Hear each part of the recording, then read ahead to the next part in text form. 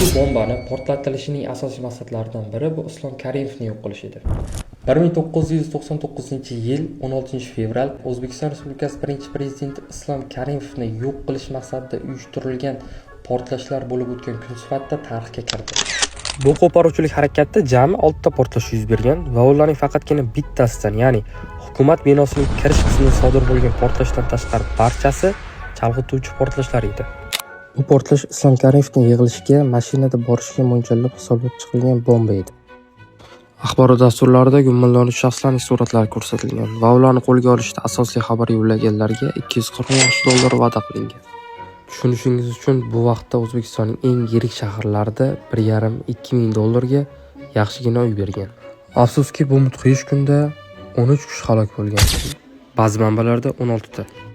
100 dan ortiq kishi jarohat olgan. Ichki ishlar organlarining 3 nafar xodimi tan jarohati olishgan. Ulardan bir nafari vafot etgan.